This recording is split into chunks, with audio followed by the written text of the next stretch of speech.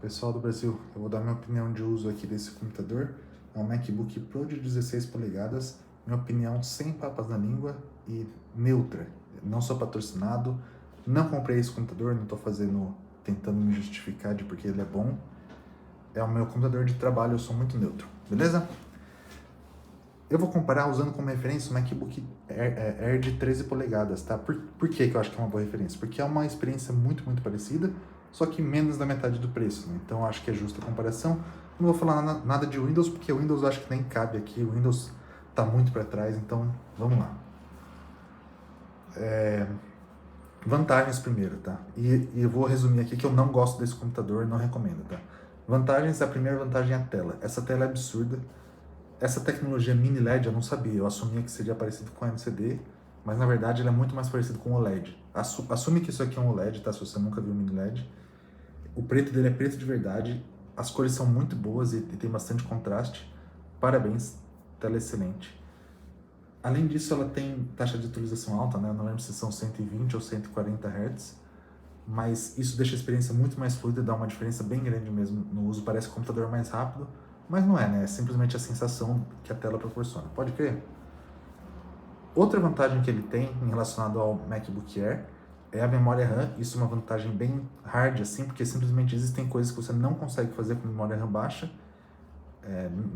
Não é nem que demora, é que não tem como fazer mesmo, né? E você consegue aqui com 16 GB de RAM, tá? Que você não tem como comprar um MacBook Air M2, o MacBook Pro M2 com menos do que 16 GB de RAM, beleza?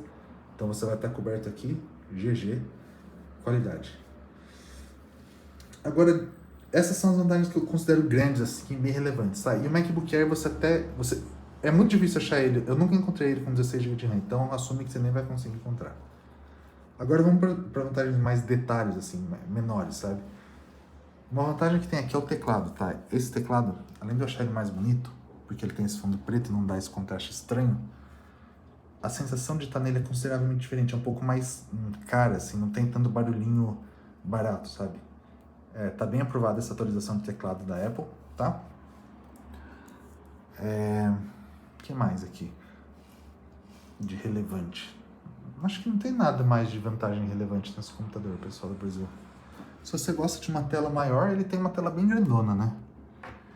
Ele carrega mais rápido, mas a bateria é maior, então isso acaba se compensando, na verdade. Eu acho que a bateria dele dura um pouquinho mais que a do MacBook Air, então, já que eu não estou lembrando nenhuma outra vantagem, vamos passar para as desvantagens, beleza? E antes, eu vou dar um disclaimer aqui, tá? Eu valorizo muito o uso portátil. E por que eu valorizo? Eu trabalho de casa, né? Eu trabalho home office. Isso significa que eu fico o dia inteiro sentado nessa posição que eu tô agora gravando esse vídeo. É como eu passo o meu dia, tá? E quando você passa o dia na mesma posição, às vezes você quer variar um pouco. Inclusive, eu tenho notado que algumas pessoas no meu serviço, um número surpreendentemente alto de pessoas, tem aquelas mesas que você fica em pé, sabe? Eu já vi um monte de gente em pé, trabalhando em pé, assim, na câmera, sabe? E por que as pessoas fazem isso? Simplesmente para variar a posição que elas estão, né? Então, se você quer variar, você ter um computador que você consegue usar, fazer o uso portátil facilmente, é muito vantajoso, tá? E é essa que é a maior falha desse computador, na minha opinião. Ele é praticamente um desktop.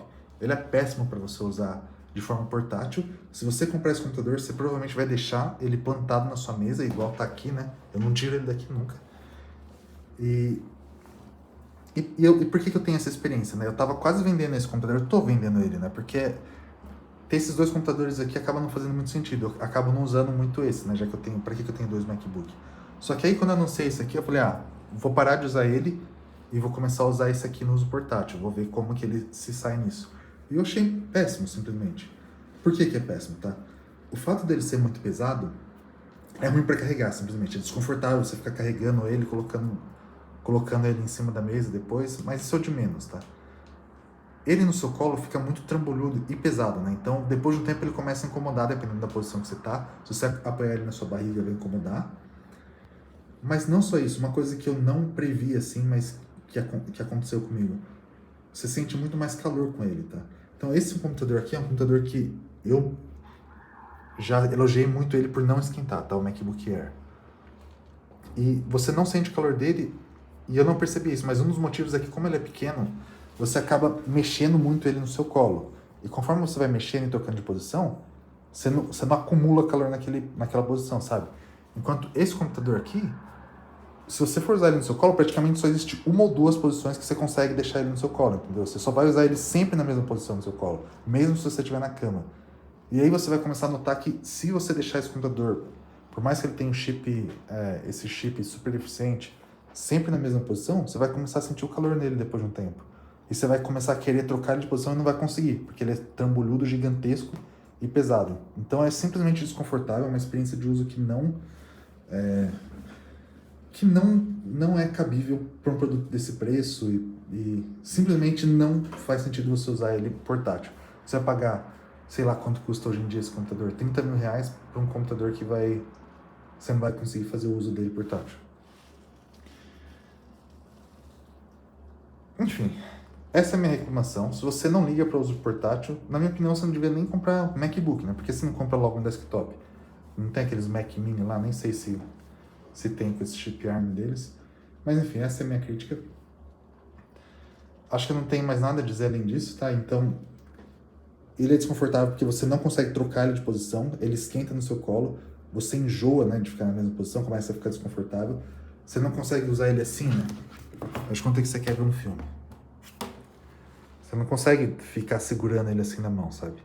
Porque essa posição que eu tô aqui é inviável você ficar... Esse computador aqui, o MacBook Air, eu fico assim assistindo filme às vezes. O MacBook Pro, não. Não tem como. Pode crer, pessoal do Brasil. Se você discorda, comenta aí. E... esqueci de contar uma vantagem dele, tá? Acabei de lembrar. O speaker dele é muito bom, tá? Impressionante, assim, para um speaker de notebook. Como ele é bom. Ele é surpreendente mesmo, assim. Não é tão bom quanto o speaker de verdade, aquelas caixas de som de estúdio. Você nota claramente que ele é bem inferior a uma caixa de som. Mas comparado a qualquer outro notebook, inclusive esse aqui, ele dá de 10 a 0. Pode crer, pessoal do Brasil. Falou, pessoal do Brasil. Até a próxima. Mais um problema resolvido pelo consumidor brasileiro.